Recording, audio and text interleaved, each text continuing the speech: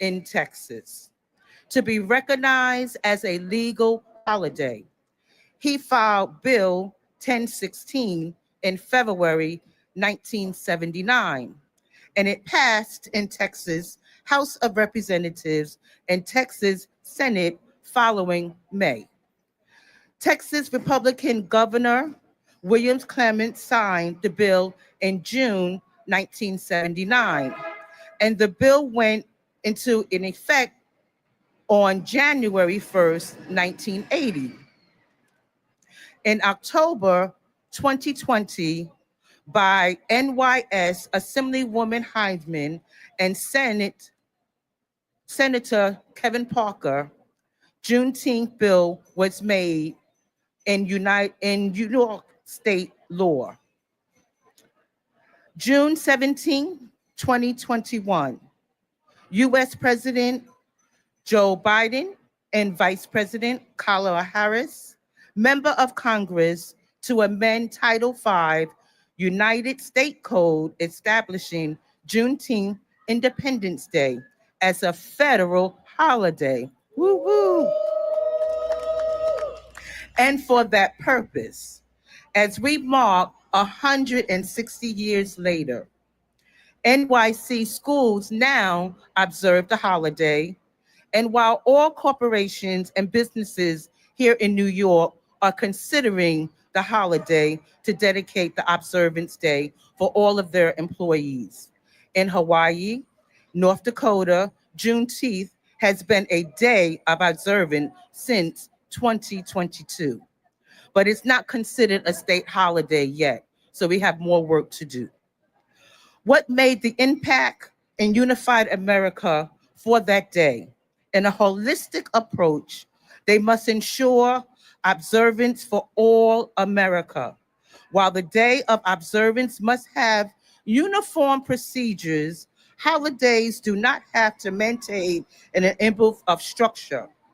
Freedom was not straight forth in a path. From Emancipation Proclamation to Juneteenth Civil Rights Movement, Klamath slaves and the descendants had to fight every piece for freedom. They experienced the struggle for racial justice started long before the war, did not end, and the emancipation there is still more work to do. Thank you very much. Happy Juneteenth to each and every one of you. Wave the flag very high for the whole month of June and 365 days a year. God bless.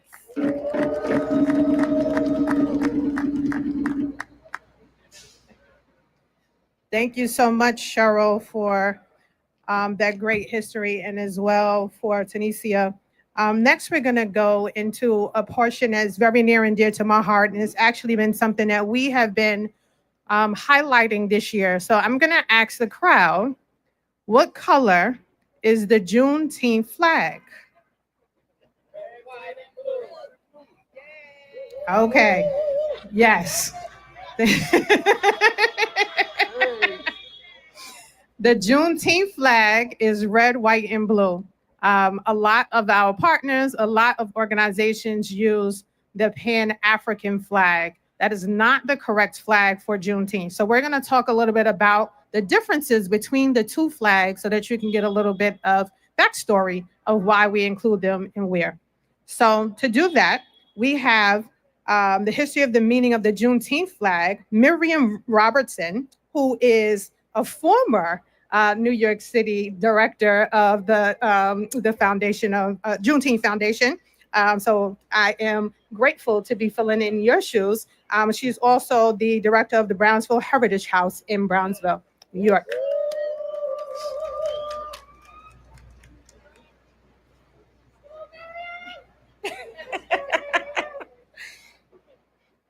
I was going to say good morning, but we are in the afternoon. So good afternoon to everyone who's coming out to our Juneteenth celebration. As you may or may not know, I am Miriam Robertson. I am the executive director of Brownsville Heritage House. And I am here to speak about the Juneteenth flag. As you can see behind me, this is the Juneteenth flag. And I am going to tell you what it all represents. The Juneteenth flag is a symbol of the Juneteenth holiday in the United States and represents the history and freedom of enslaved people and their descendants. Activist Ben Haith and illustrator I hope I say this wrong. Lisa Janine Graff designed the first version of the flag in 1997. And the current version was first flown in 2000. The design depicts a bursting new star on the horizon, which represents a new freedom for a new people. The star, the white star, represents Texas, the Lone Star State, and the freedom of African Americans in all 50 states. The outline around the star is inspired by a nova, a new star which represents the new beginnings for all.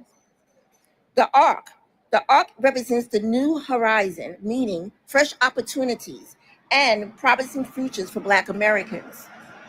The date, June 19th, 1865, commemorates the day that the Union Army Major General Gordon Granger told enslaved African Americans of their emancipation of Galveston, Texas.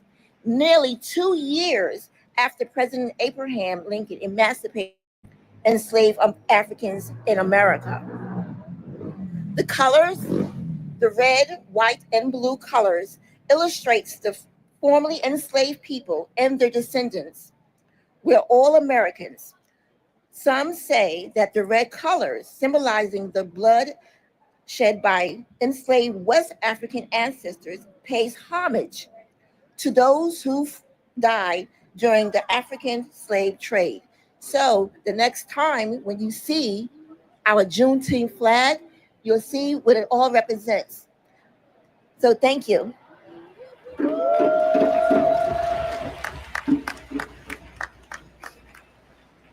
All right, so did y'all learn anything?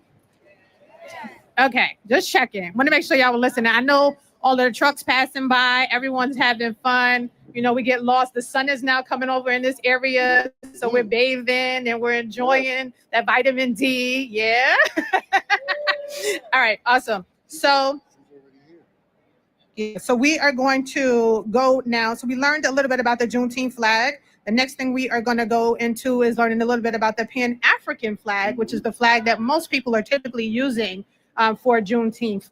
And when I say everyone, I mean, even some of our media partners, we've had to let them know that that is the wrong colors that they're using. So I encourage you and I implore you that whenever you see an organization not doing it right, that you please let them know, share information with them, because that is the only way that we're going to get the word out about the right way to do this. All right. Awesome. All right. So if I can have, who's doing this? Dana. Oh, my girl, Dana. Dana Boy from Staten Island Community Alliance will be talking to us about the Pan-African flag. Come on up. Thank you.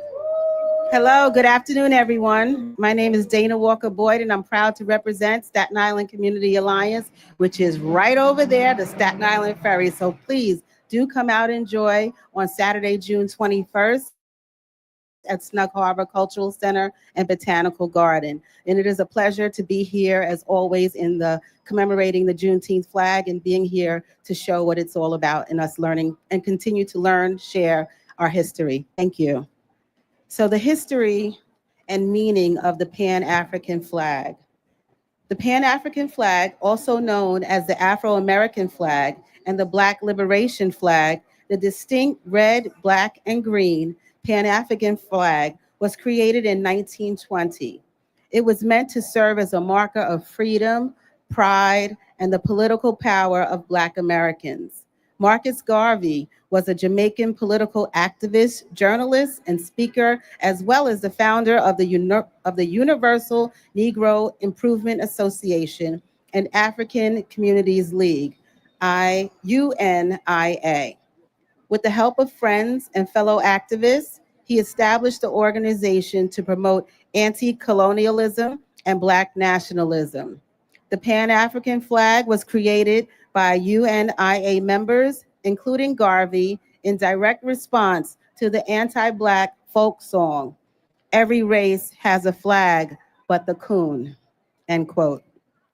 Its creators intended for the flag to act as a unifying symbol for Black people and to legitimize them as a unified nation after hundreds of years of slavery and disenfranchisement.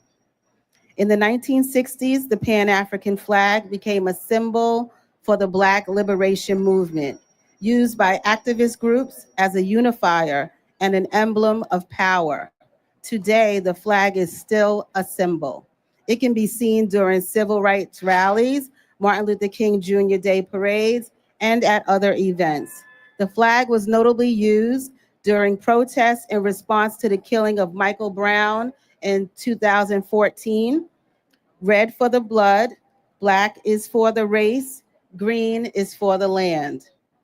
Today, the Pan-African flag is still a deep history as a marker of Black liberation, and its use throughout prior civil rights movements lend power to people who waved the flag in 2024. Used in countless movements intended to end the Black American struggle, the flag is simultaneously an indication of the advancements made and the work we still need to do to achieve justice. The flag is also recognized outside of the US during the late 20th century. Many new liberated countries on the African continent used the Pan-African flag, the Pan-African colors, as a basis of their own newly minted flags, including Kenya, Libya, Malawi, Kwanzaa, Juneteenth, and other Black American celebrations also use the colors of the flag within their paraphernalia and symbology. This flag has established a precedent for how Black Americans can identify their specific traditions and histories. For many in the Black community, the flag is still a symbol of pride, unification, and change making. Thank you. May we continue to raise both our flags, all our flags, and celebrate us. Amen.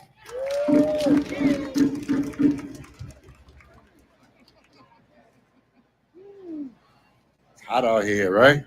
My head is frying. Well, let's move it right along. Next, we're going to have the Juneteenth implications and how to acknowledge and celebrate. Because everybody really don't know how to celebrate Juneteenth. If you're not aware, this is a great time to get a lot of great information and a lot of great education. And it's going to be by Vanessa Edwards, L. from Rock a Natural Cultural Foundation.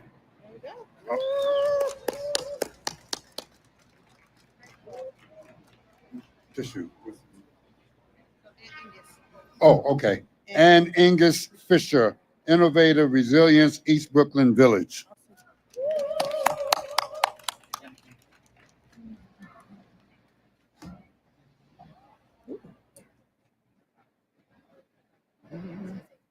Hello, everyone. I'm Vanessa Edwards-L, the event strategist, Urban Events LLC, on behalf of Rock and Natural Cultural Foundation, Juneteenth Parade and Festival at Tappan Park in Staten Island on June 14th. Hello, hello, hello. My name is Angus Fisher. I am the CEO and founder of Innovative Resilience, East Brooklyn Village in East Brooklyn, New York.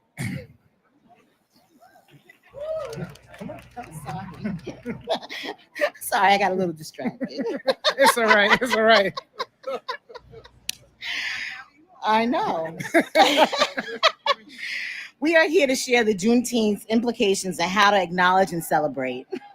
In more ways than one, Juneteenth places Black people in the center of conversation about freedom, what freedom means, and how it is realized in this nation. It serves as the nation's second Independence Day. July 4th is about liberty, but it was an imperfect liberty because slavery was still legally existing in the nation. Ensuring to recognize both holidays because these are important moments in our shared history. What Juneteenth reminds us of time and time again is that the only true way we have seen liberty in the distance is through litigation. Juneteenth events and initiatives uplift economic empowerment and social equity, resulting in resources, funding opportunities, and training programs specifically targeting toward Black people and their businesses. By addressing historical inequities and facilitating access to capital markets, Juneteenth fosters economic growth and self-sufficiency within Black communities. Overall, Juneteenth is a powerful catalyst for change and diversity by promoting education, representation, economic empowerment, land access, and collaboration.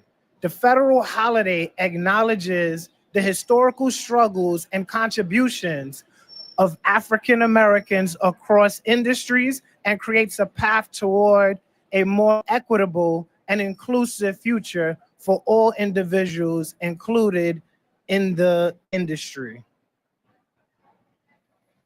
So, the best part, how do we celebrate?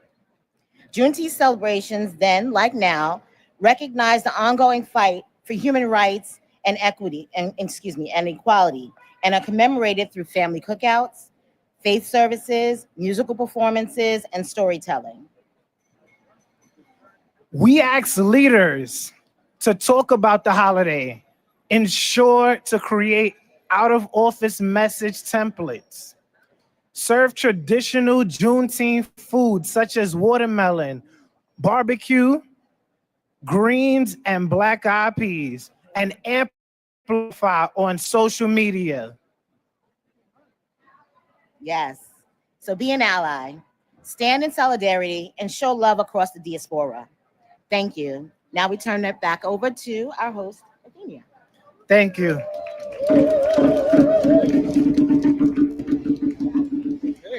All right, so I want to find out how many people are listening. So, Yes. What's one way you can celebrate Juneteenth? Anybody? Look at B-Way. B-Way said barbecue. Okay. Watermelon, storytelling. What else? Family gatherings. Speak to your politicians. Anybody else? Remember? Remember the date. Yeah. Last year, we had an event in front of the Brooklyn Public Library, and we had a bunch of people coming in like strollers and everything, like pushing through. And we're like, whoa, what are you doing? It was like, I'm going to the library. I'm like, don't you see all of this here? It's closed. Why is it closed? I said, because it's a national holiday. And they were like, well, what national holiday? I wasn't made aware. I said, oh, I'm sorry. It's only been nationally. I said, you haven't been watching the news, because it is absolutely something that we have been talking about. And obviously people are here because they don't have to work. So yes, continuing to share and talk about what Juneteenth is. That is a national holiday, as Angus and and Vanessa shared.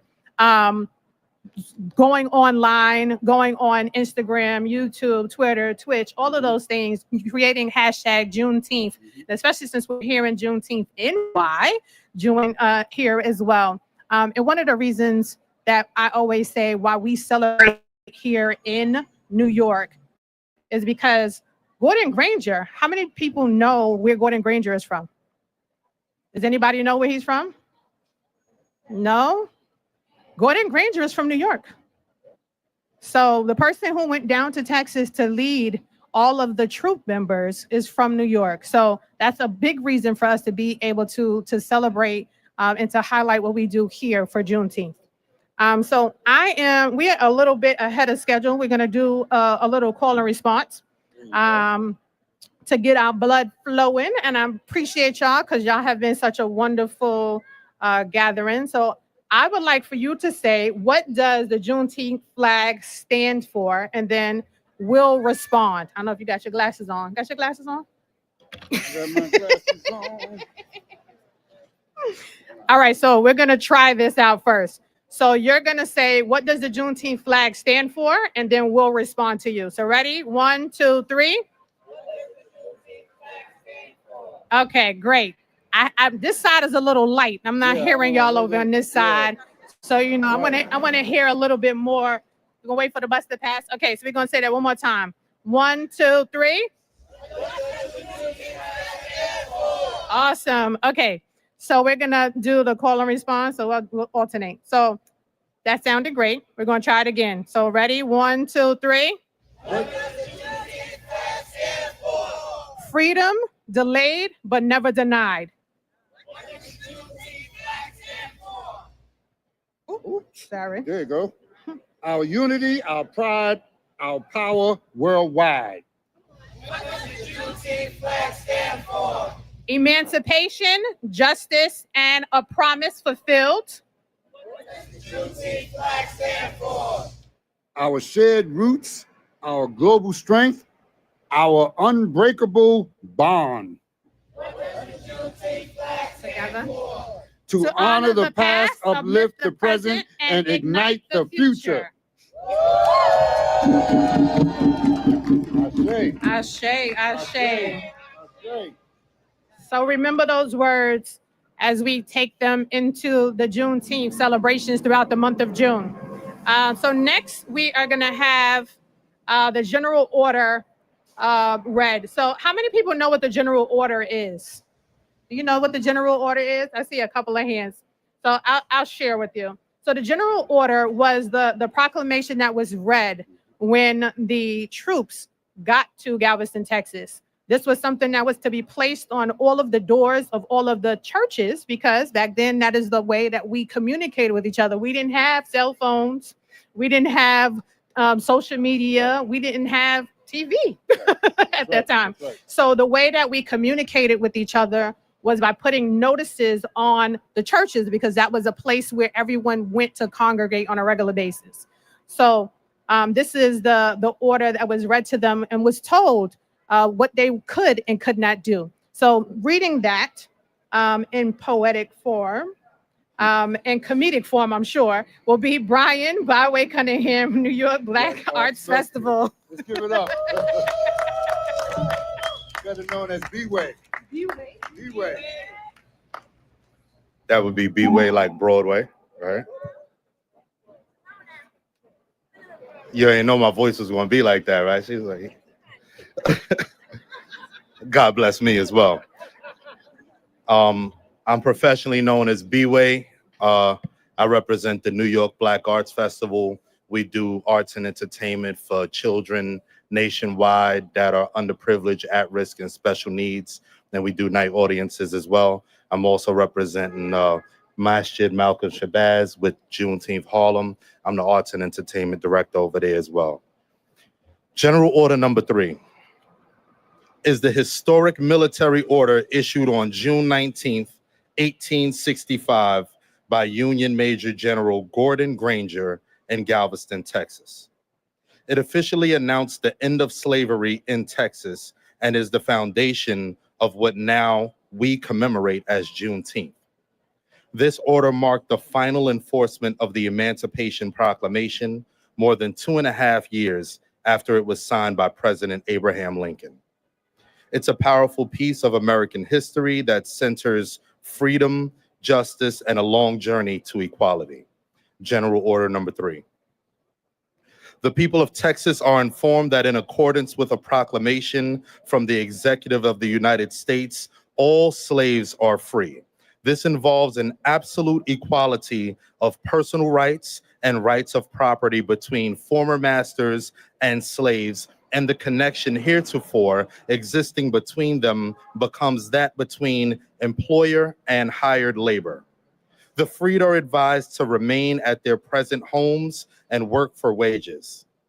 They're informed that they will not be allowed to collect at military posts and that they will not be supported in idleness either there or elsewhere.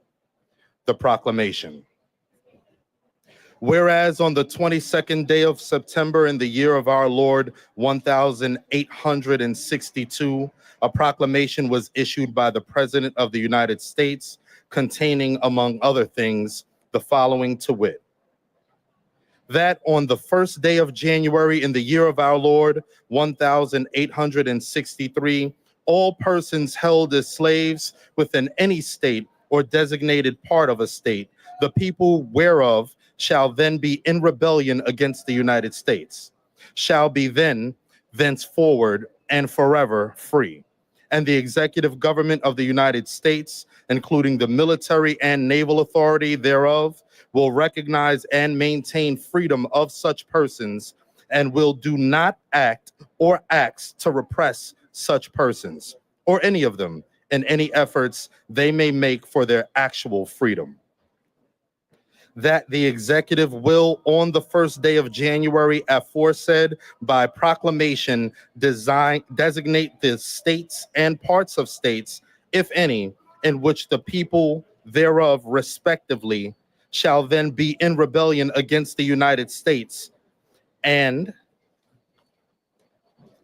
the fact that any state or the people thereof on that day in good faith represented by the Congress of the United States and by members chosen thereto at elections wherein a majority of the qualified voters of such state shall have participated, shall in the absence of strong countervailing testimony be deemed conclusive evidence that such state and people thereof are not then in rebellion against the United States.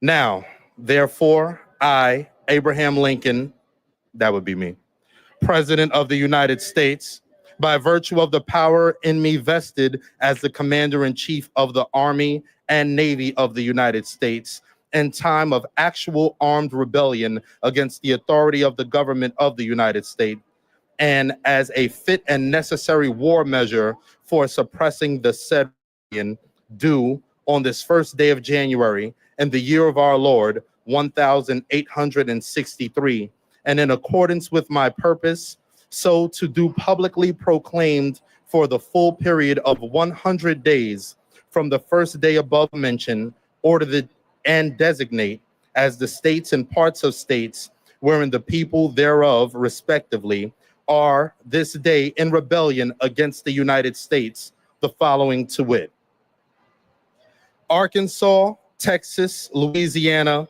except the parishes of St. Bernard, Plaquemine, Jefferson, St. John, St. Charles, St. James Ascension, Assumption, Terrebonne, LaForge, St. Mary, St. Martin, and Orleans, including the city of New Orleans, Mississippi, Alabama, Florida, Georgia, South Carolina, North Carolina, and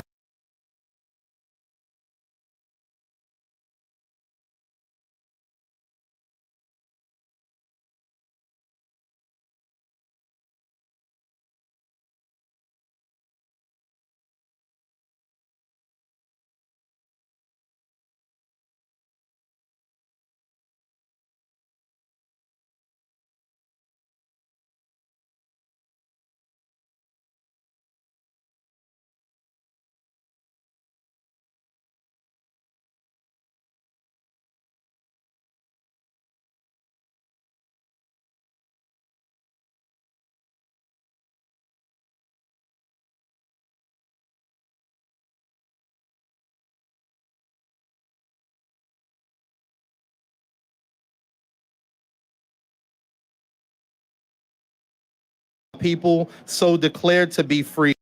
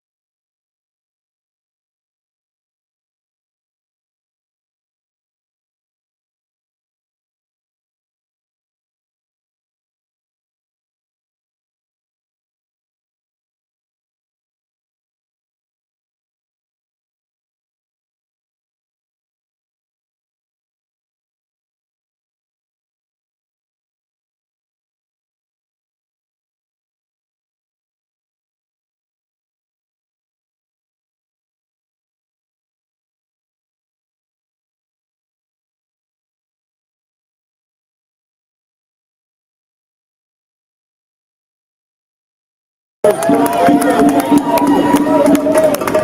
you, and thank you so much for always giving us space here to raise our Juneteenth flag. So we really appreciate that.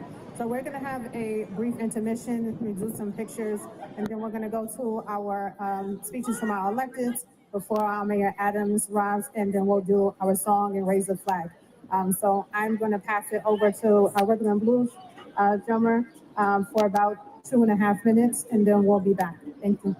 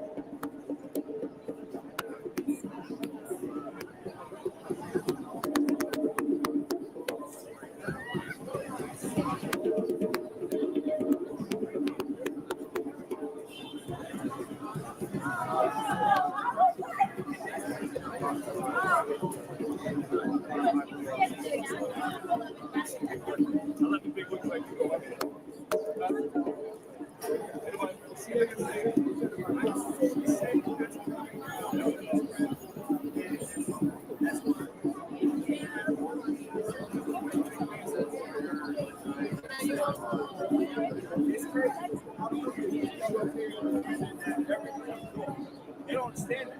They don't understand that Eric did a lot of things to piss people off. Right? He did a lot of things to piss people off.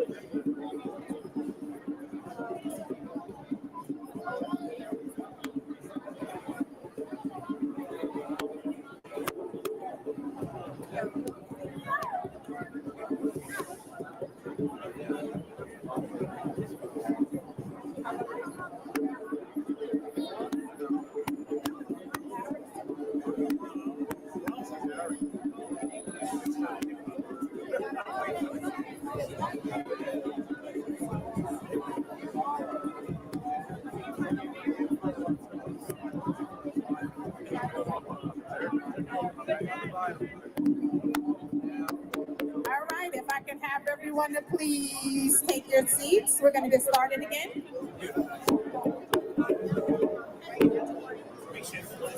Hey everybody, Deborah Dixon Anderson here from Whitehall. Thank you. Everyone can please take your seats. You're watching the Juneteenth flag raising on this motivational Monday. We're super on excited Instagram, to be here. Y'all can log back into your Instagram account. We're glad that you're here. So we talked about going live, making this viral. Okay, what happened to my vitamin D? It's disappearing on me. All right, so we. There you go. All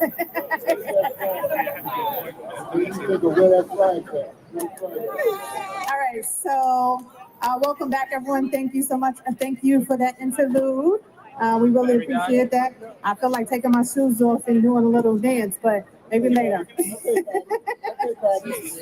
So next we have our Deputy Commissioner of External Affairs, Ms. Miosotis Munez. It is really an honor to be here as Afro-Latina, representing the Mayor's Office of Immigrant Affairs for External Affairs, and bringing you the warmest greeting from my commissioner, Commissioner Manuel Castro.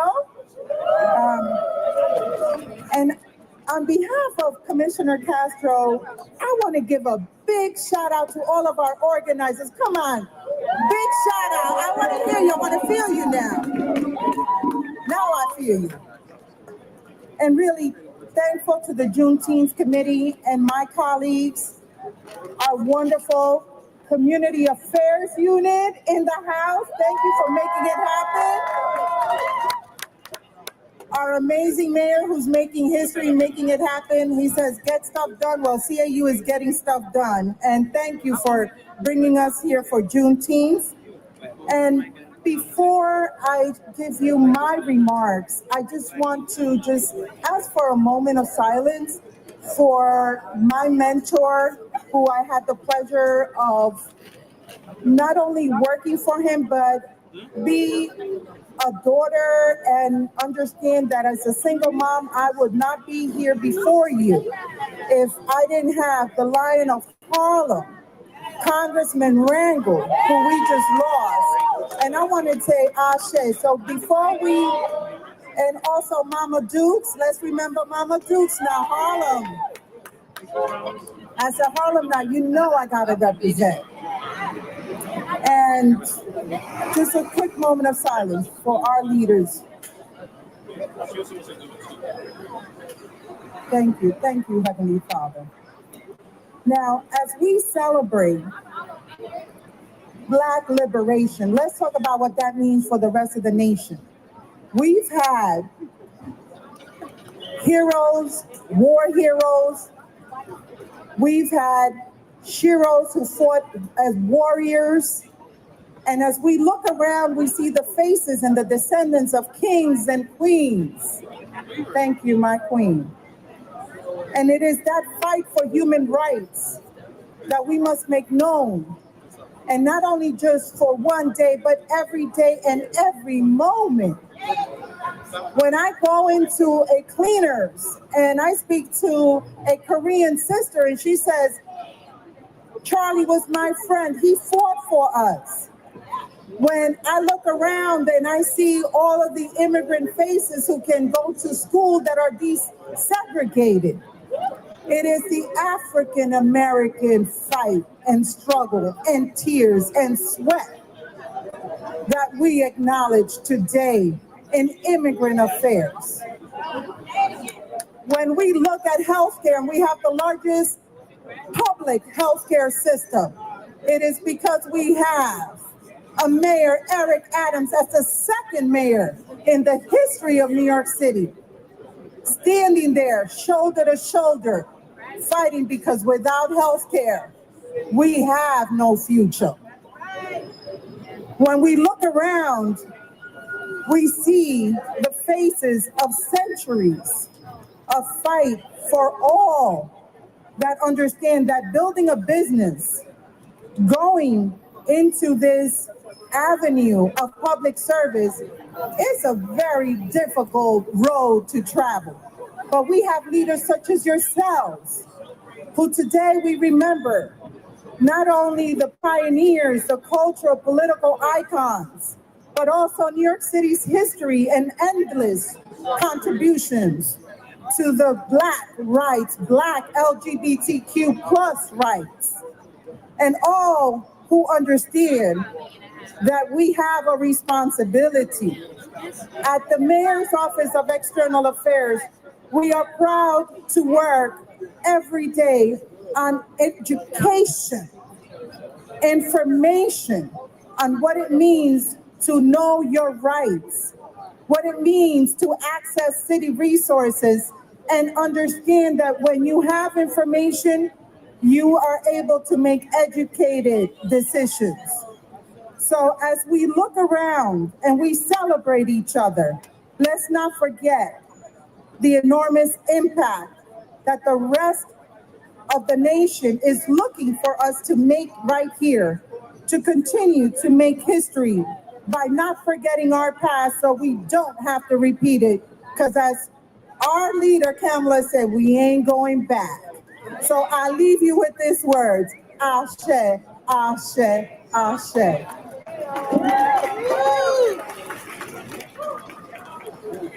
Thank you so much, Deputy Commissioner of External Affairs, Mia Sotis Nunes. Appreciate it. And who is up next? Who we have coming up? Okay, for next we have coming up, we have the Chief Engagement Officer, Crystal Price. Good afternoon, everyone. We could do better than that. Good afternoon, everyone. It is a profound honor to stand here with you all at Bowling Green as we lift the Juneteenth flag, a symbol of freedom, resilience, and the power of the African American community. Thank you so much. Give yourselves a round of applause. I will be brief. I just want to point to the fact that for centuries, Black Americans stood in the face of injustices. And we took that and transformed our oppression into leadership. Rooms where we were not welcome, where we were excluded, we built on it. This power wasn't given, it was crafted. We took it and we continue to make sure that we are leading this city forward, this country forward, that we all helped to build and shape. And so, very briefly, I just want to say, as we raise this flag today, let it continue to serve as a symbol of pride, progress, and the undeniable truth that Black Americans have and continue to shape every corner of this country and this amazing city. And not only have we shaped it, we will continue to make sure that we lead and build an amazing future. Happy Juneteenth, everyone. Please continue to enjoy the rest of the program. Thank you. Ashe. I love it. I love it. Thank you so much. We're going to keep this program rolling. So next we have,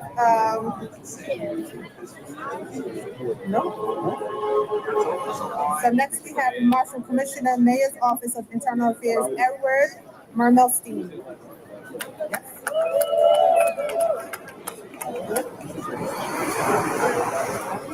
Good afternoon.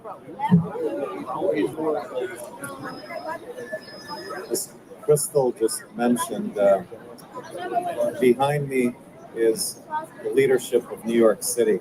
I want to give them a big hand.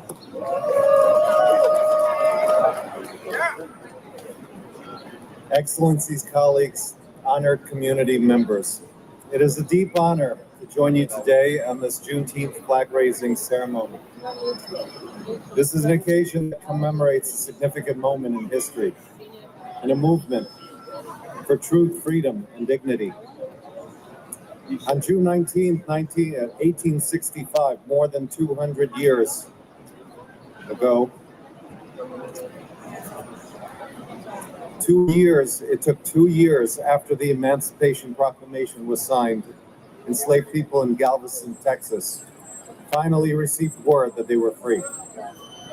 That day, Juneteenth, marked an end of the darkest chapters in our nation's history.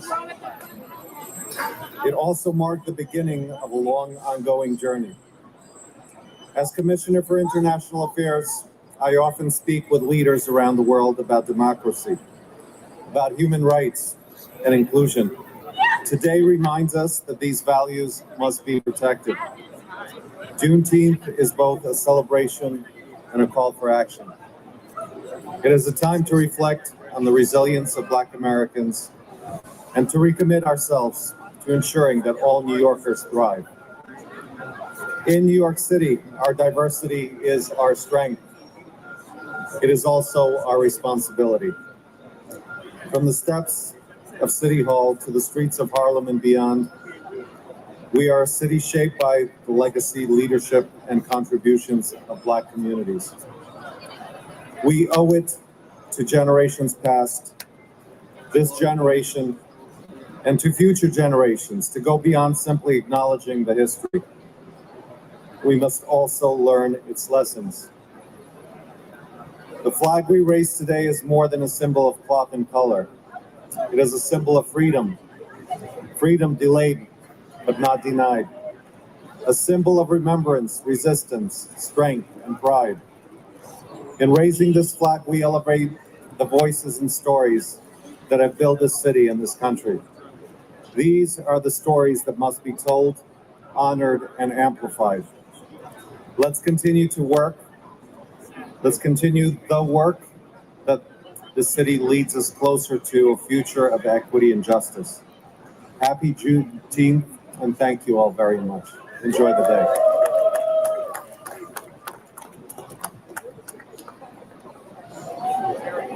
Okay, we're doing just great. Now we're going to introduce the Chief Business Diversity Officer, Michael J. Garner. Good afternoon. Good afternoon.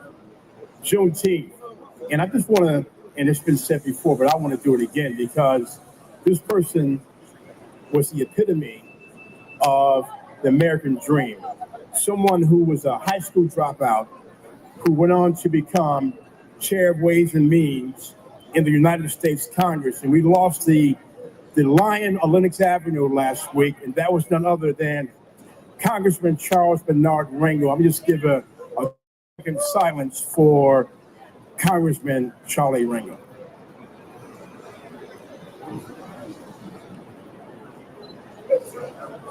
Thank you, thank you. So we talk about Juneteenth and the celebration of the eradication of slavery since 1619 to after the Civil War.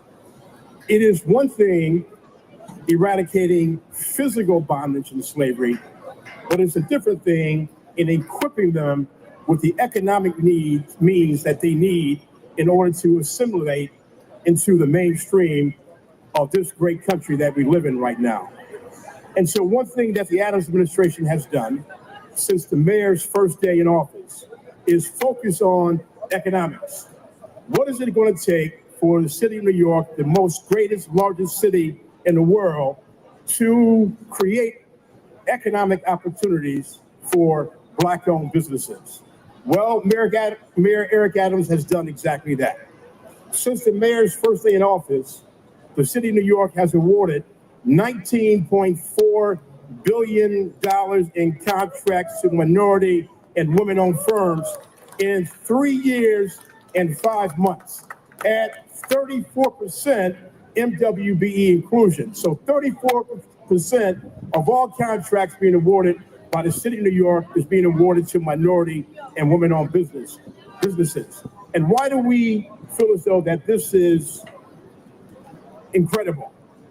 Because access to contracts equals job creation in communities of color who have historically been shut out. It also means home ownership opportunities for those business owners and better educational and healthcare options for their respective families. And so the Adams administration is leading by example. There has not been any other city or state in the nation that has awarded $19 billion to minority-owned businesses in that time frame of 3 years and 5 months. And so this is the Get Stuff Done administration. It is aligned with Juneteenth and the principles of not only eradicating physical bondage, but also equipping those who were in physical bondage and their families with economic means in order for them to be equated into mainstream of America. Thank you, and thank you, Mayor Adams, for your hard work and your vision and your efforts in executing. Thank you.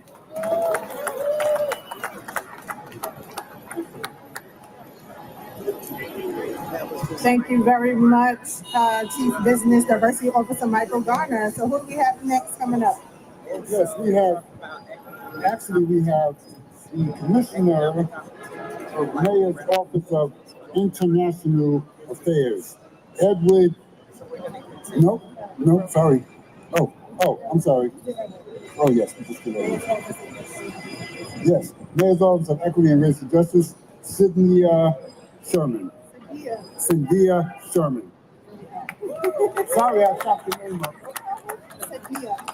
Cynthia Sherman. I want to give it justice because I know having a name that is not easy to pronounce, you want to make sure people say your name correctly. So, Commissioner, Mayor's Office of Equity and Racial Justice, Cynthia Sherman. Thank you. Thank you, and I appreciate that. It's such a pleasure to be here with you all today. As mentioned, I'm New York City's Chief Equity Officer, and I lead New York City's first ever Office of Equity and Racial Justice. And it's an honor to be here today at the Juneteenth flag raising. Gone are the days when Juneteenth was known to only a small few, right? It was passed down in families and at churches and in your community gatherings. Juneteenth now has its rightful place as a nationally recognized holiday, recognized by a nation that can no longer turn away from its truth. This recognition didn't come overnight. It was due to tireless efforts of advocates, teachers, community leaders such as yourself, elders, and those who kept the story of Juneteenth alive. People like those in my family who taught me about Juneteenth long before it was in my classroom or in my textbooks. Black history and Black American history is too often an untold story because it's a history that's often inconvenient to the truth, to the story that we tell ourselves about America. But to understand Black history, and you've heard it here a few times today, is to understand that freedom delayed is not freedom denied. And that faith, unity, solidarity, multiracial solidarity have always moved our country closer to realizing its ideals. Understanding that in history is important now more than ever. And so I'm proud to be here today to honor our ancestors, those who endured harm and violence by helping to tell their truth. I stand here today, a daughter of the enslaved, because of them, because they pushed forward so that one day someone like me could stand in this role, serving the great city and the great people of New York, to make sure that we're creating a city that's fairer and more just and more equitable for everyone.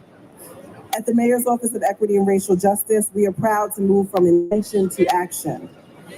We're advancing programs and policies that are rooted in fairness and designed to ensure that all New Yorkers can live with dignity and enjoy all the opportunities the city has to offer.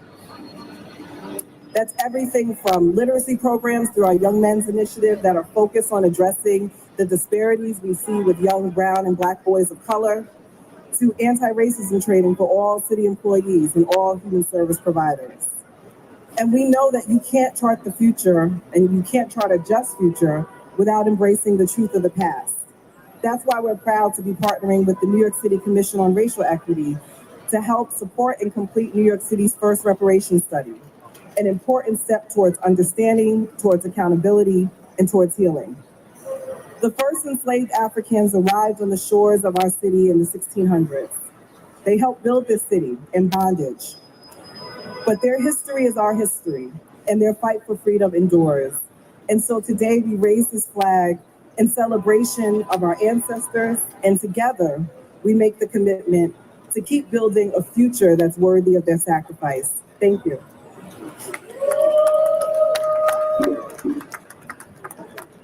Thank you so much, Sadia Sherman. It's Veronica. Okay, so the moment that we've all been waiting for. But before we get to that, we have remarks from Deputy Mayor for Intergovernmental Affairs, Tiffany Raspberry.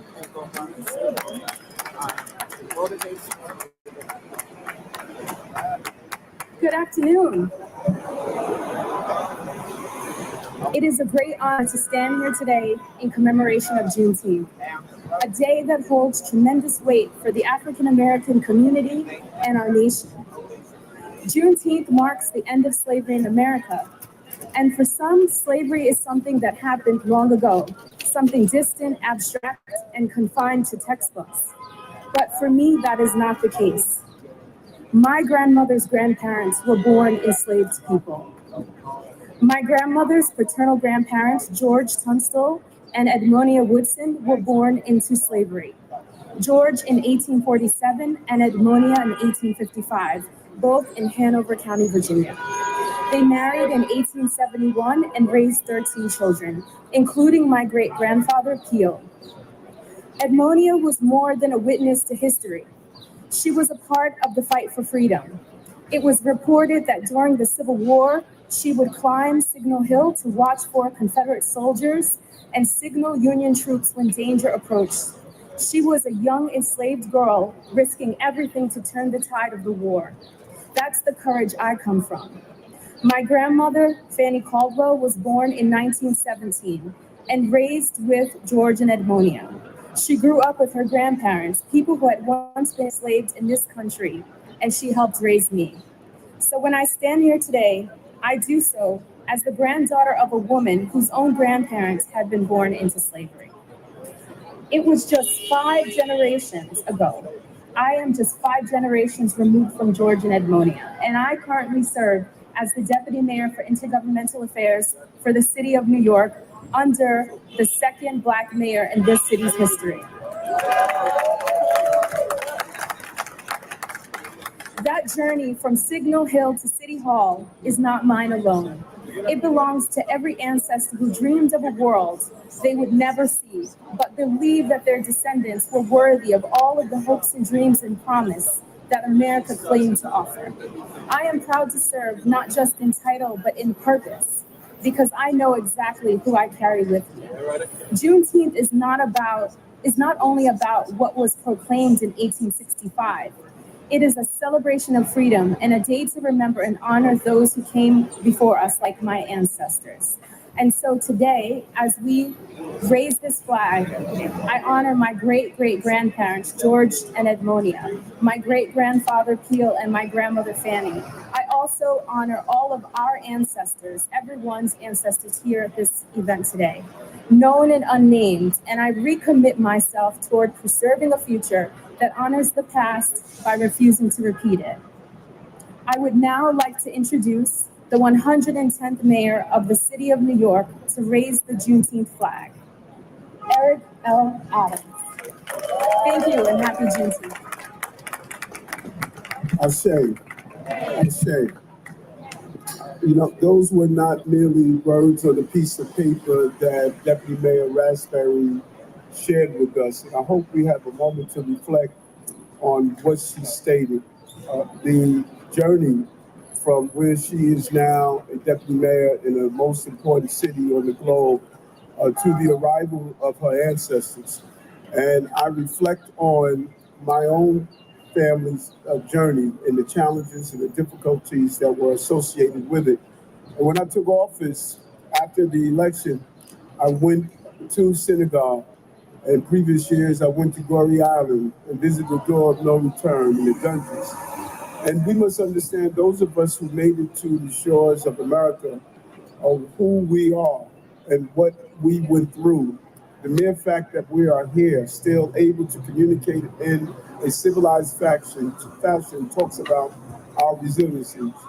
Our ancestors stood in dungeons for years, many of them having to stand in their own ways, not seeing the sunlight at all. And even when arriving to the shores of the tragedy didn't get easier, it got more horrific. Cabin doors were kicked in. women and children were raped and sodomized. They delivered their babies in the fields only to go back and have to continue to work from sun up to sundown. That's the legacy of where we stood, but that is not our complete legacy. We had great institutions like Timbuktu and others. They want to rewrite our contribution to not only to America, but to civilization. And so my role of becoming the mayor of the city of New York, the second African-American mayor to do so, I stand on the shoulders of Mayor Dinkins. But what is more significant than that is that because I was able to stand on his shoulders, I was able to go one step further in what he accomplished. It took 110 mayors before the Juneteenth flag was raised here. We were the first administration to have that flag raised. Feet away from where our ancestors were sold into slavery. Feet away from where our ancestors were sold into slavery. Now they see their offspring being the mayor to allow this flag to be raised. But being mayor is both symbolic, but it's substantive also. And the symbolism is raising the flag. But what about the substance?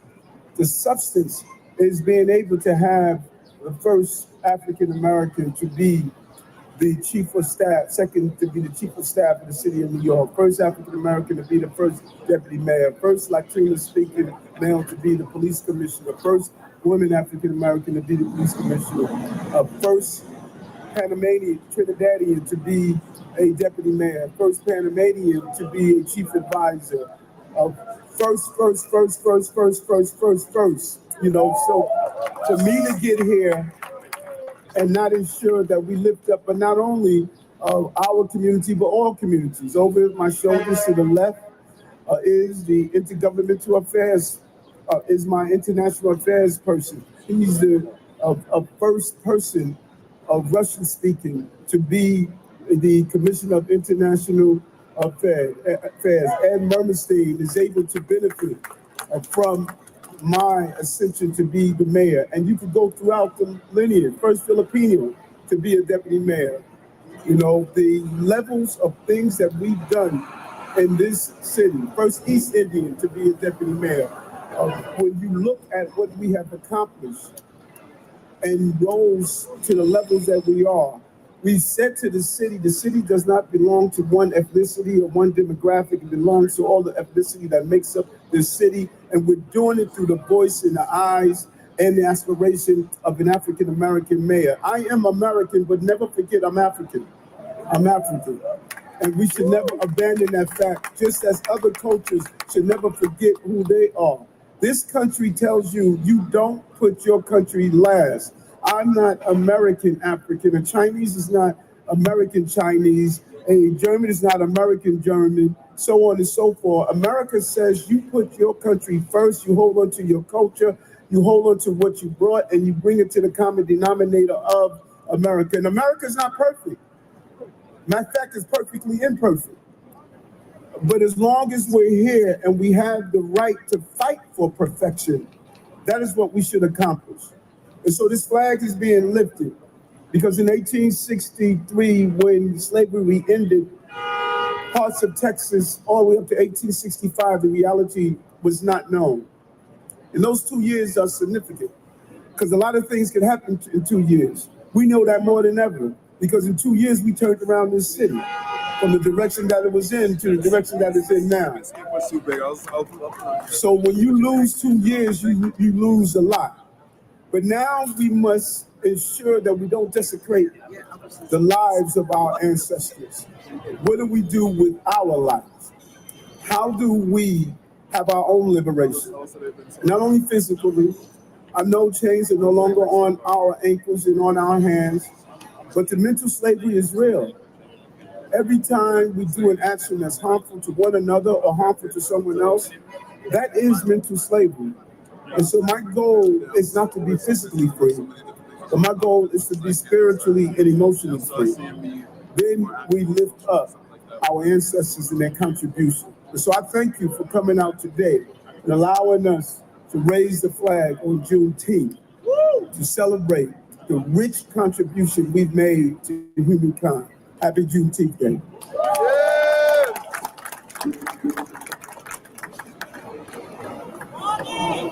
Well, thank you very much to our mayor.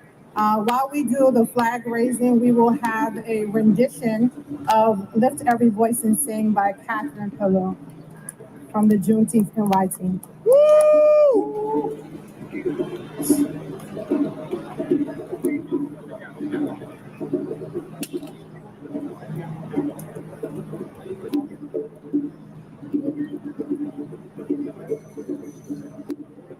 Raise the flags, y'all. Lift every voice and sing till earth and heaven ring with the harmonies of liberty. Let our rejoicing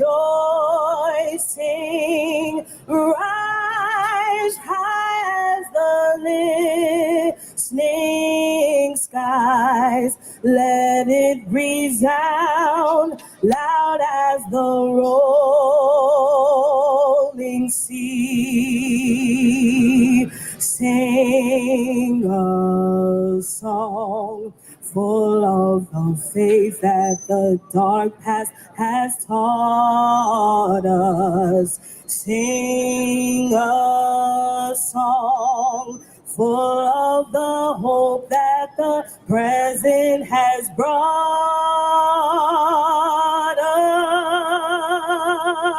us. Facing the rising sun of our new day begun. Let us march on till victory is won.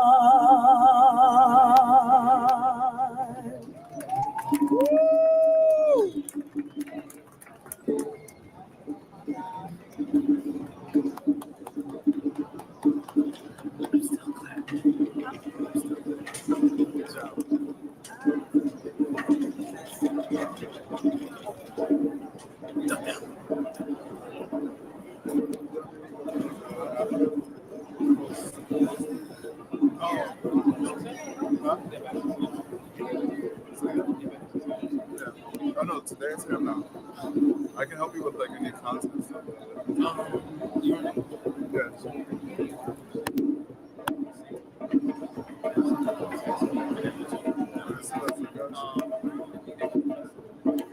Yeah, we did it for the Black Kings. Black Kings won. I did it for the 14th.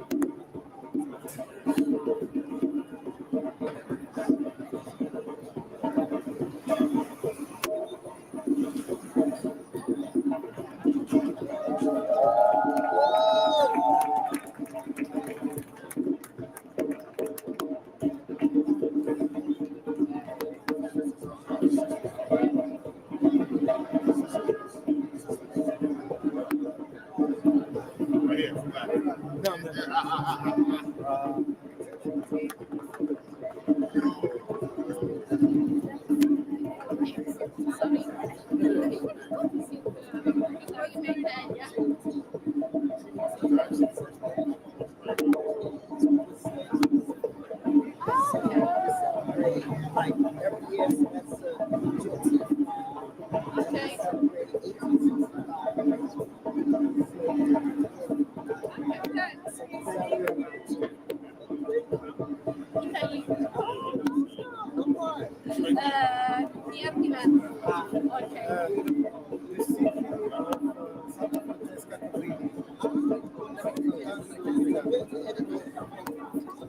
Not that far. Okay. Bye. Have a good one.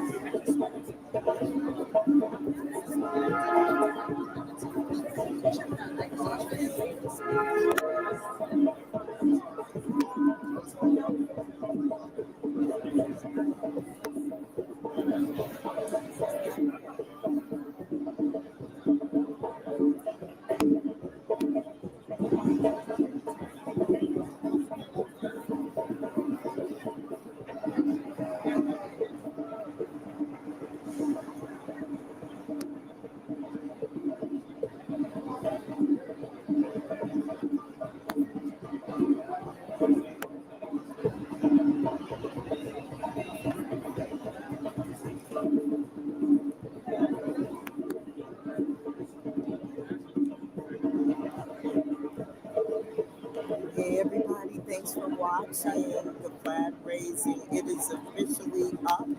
The flag for Juneteenth is up. That we just saw Mayor Adams, our New York City mayor, sharing about a little bit about Juneteenth and his connection to it as well. So we thank you for watching. We're waving at y'all. All right. Thank you so much. All right.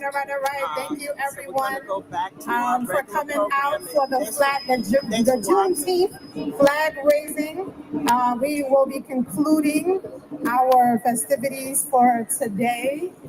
We appreciate all of you for being here, and I hope you learned a lot. Namely, the Juneteenth flag is red, white, and blue, and to please celebrate Juneteenth on June the 19th. I want to thank all of my team members who partner with us in making this happen, especially notably the Mayor's Office of Community Affairs. Where's Anthony? Anthony, we thank you for all of your support and everything that you continue to do for us. You have been a blessing in making this happen. It could not have happened without you. So thank you for that. I want to thank my co-partner, Reggie Mitchell. Thank you so much. It's been a pleasure.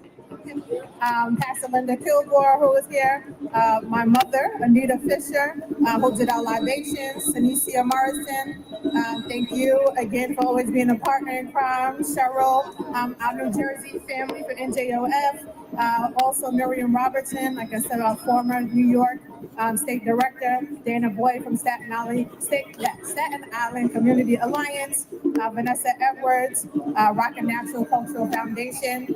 Angus Fisher from Innovative Resilience East Brooklyn Village. Brian B-Way for coming out and doing his thing. And then all of our elected officials. So we thank you, and we thank you, and we thank you. Have a great afternoon.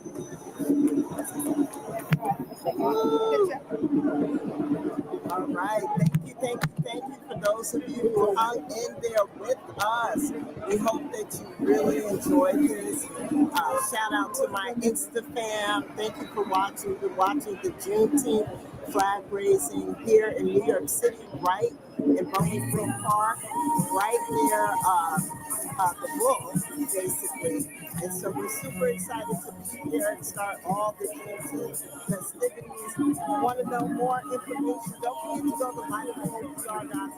If you're watching this and you just happen to find it, don't forget to follow us. And also check GoWellnessCircle.com and Juneteenth and why.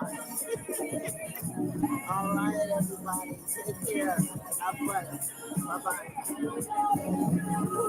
Bye. See you soon.